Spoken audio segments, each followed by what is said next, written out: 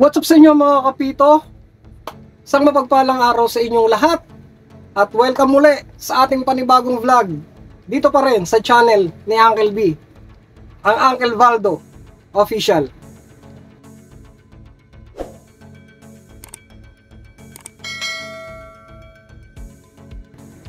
Ang topic natin ngayon mga kapito ay patungkol ito sa isang bata na nagtanong sa akin dun sa nakaraang basketball league na pinutuhan ko bago magtagulan, bago sumapit yung mga bagyo-bagyo na to.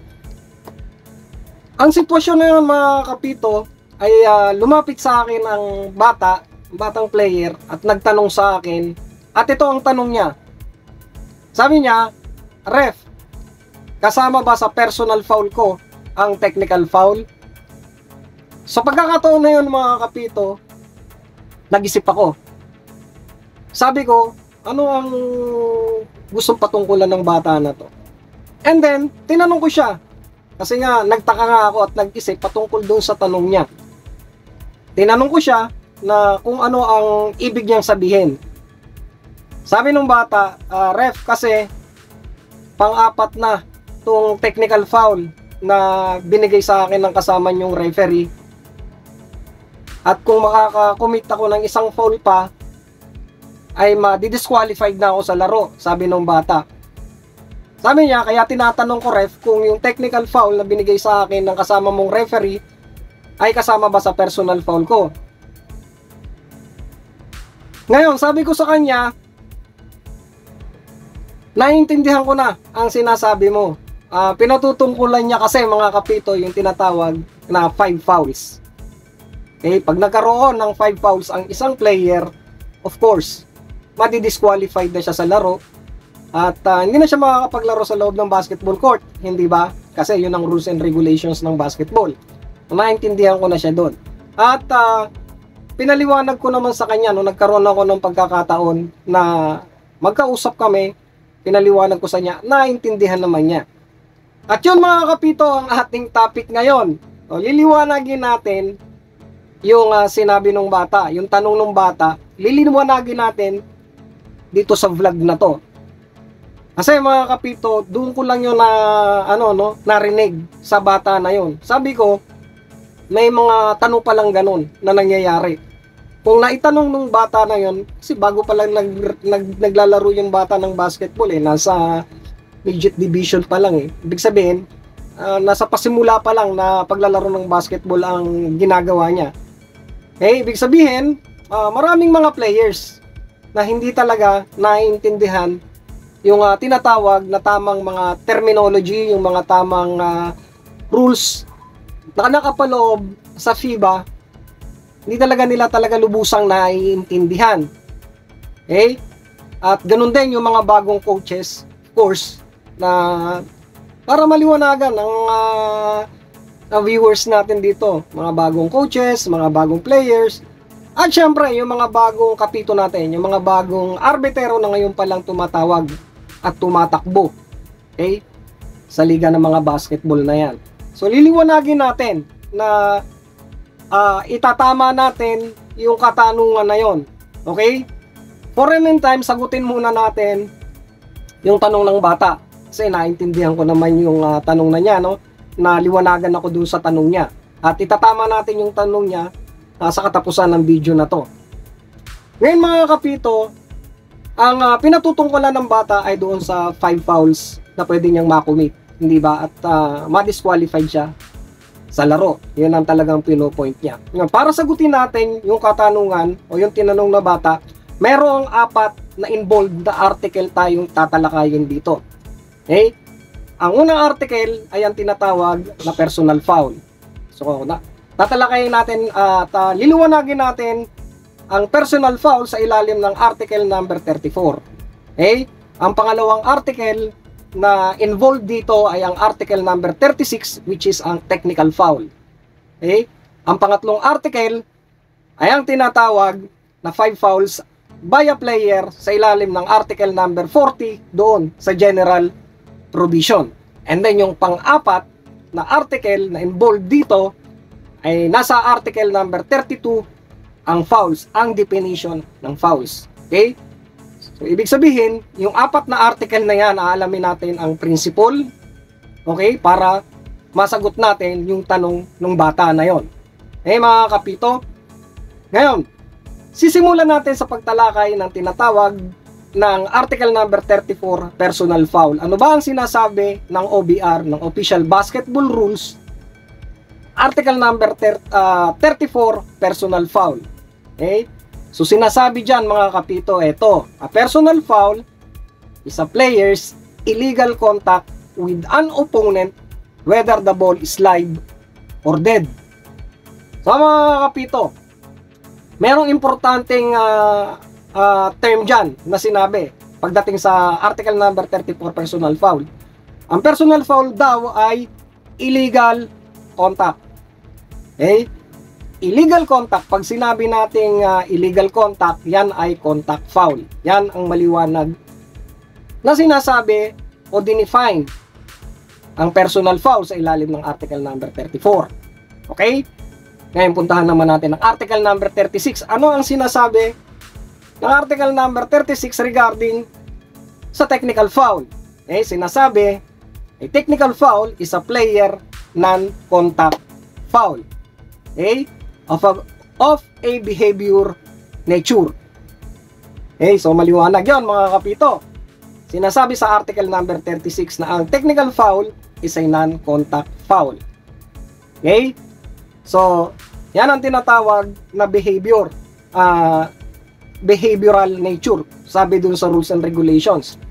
Okay? Basta sinabi niya ron, yung term na ginamit ay na non-contact foul. Okay, maliwanag naman yon. At ang technical foul na article number 36, matagal na nating tinatapik yan dito sa ating channel. Okay, refresh lang natin ngayon. Kasi yun ang pakahulugan ng tinatawag na technical foul. Okay? Ngayon naman, mga kapito, puntahan natin sa general provision article number 40, ang 5 fouls by a player. Okay? Sinasabi sa 5 fouls by a player who has committed 5 fouls shall be informed by a referee and must leave the game immediately. Ibig sabihin, ang player i-inform ng referee na 5 fouls ka na, and then you need to leave the court immediately. Okay? So, anong term na ginamit doon sa ilalim ng article number 40, 5 fouls by a player? Ang important term na ginamit doon ay fouls. Diba? Sabi, 5 fouls. So, fouls. Okay? Ngayon, para mas lalo pa nating maintindihan, pumunta tayo sa article number 32, ang fouls. Paano dinefine ang fouls? Ano ang principle ng rules ng foul sa ilalim ng article number 32? Okay? So, sinabi dyan, mga kapito, a foul, okay, is an infraction of the rules, okay, concerning illegal personal contact with an opponent or unsportsmanlike behavior. Okay? So, maliwanag na sinasabi ng article number 32, pag tinagalog natin, na ang foul daw ay isang infraction of rules. Okay? Paglabag sa alituntunin ng rules concerning, okay, pag pinag-usapan natin ang tinatawag na illegal personal contact. Okay? And or unsportsmanlike behavior. Ibig sabihin, sinasabi ng article number 32, fouls, na mayroon dalawang klase ng fouls. Ang contact foul at ang non-contact foul. Okay? So, puntahan natin ang article number 34. Personal foul is a contact foul. Illegal contact. Contact foul. Diba? So, foul siya.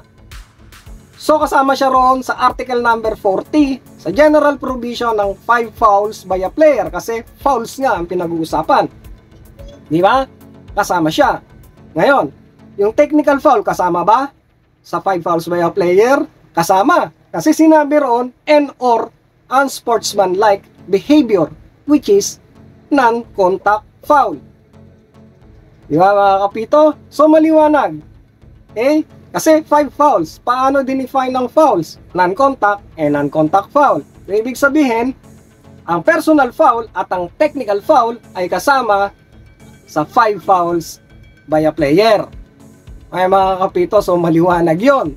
Yon ang gusto patungkulan ng bata na nagtanong na kasama ba yung technical foul niya doon sa 5 fouls na makukuha niya at hindi na siya makapaglaro. Okay? So balikan natin yung statement natin kanina na itatama natin ang tanong. Okay? Para doon sa bata. Okay?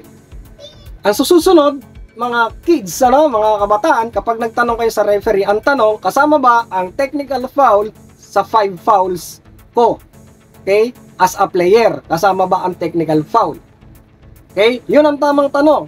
Kasi, nagtaka ako dun sa tanong niya Naisip ako kasi, ang tanong ng bata, kasama ba ang technical foul sa personal foul? Kasi malabong idikit yun malabong mangyari na yung technical foul ay maging personal foul. Kasi, pinaghiwalay nga sila ng definition. Pinaghiwalay sila ng tinatawag ng principles.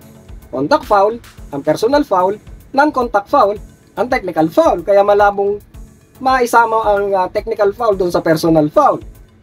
Okay? So itama natin, katulad ng sinabi ko, itama natin yung tanong. So yun ang dapat, no? Uulitin natin kapag nagtanong kayo sa referee na, ref, kasama ba yung technical foul sa 5 fouls ko na makakuha ako ng 5 fouls at di na ako makapaglaro? Okay? Or 5 fouls by a player. So yun ang tamang tanong. Okay?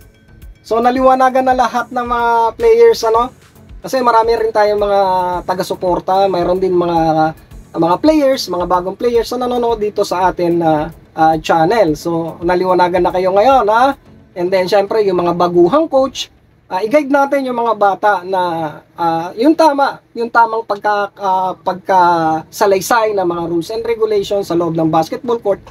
At of course, yung mga kapito natin, yung mga arbitero na nag-aaral ng mga rules and regulations ng basketball, yung mga supporters natin, na paliwanagan natin yung mga players, maging educator tayo sa mga bata para malaman nila at maintindihan ng rules and regulations at sundin nila yon, di ba?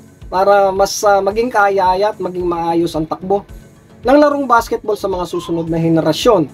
Di ba? Natututo sila ng tamang laro ng basketball sa pamamagitan ng pagsunod ng mga rules and regulations na ini-implement ng mga arbitero at ng mga kabaro nating referee sa loob ng basketball court. Di ba mga kapito? So yun, mga kapito, sana naliwanagan tayo, At syempre, dito sa ating channel, dinidevelop natin yung mga baguhang referee, of course mga supporters natin, yung mga subscribers natin na nagtatanong patungkol sa mga rules and regulations ng basketball. Okay? So basically, kailangan maintindihan natin yung mga fundamentals, rules, okay? Bago tayo pumunta sa tinatawag na mga conflicts,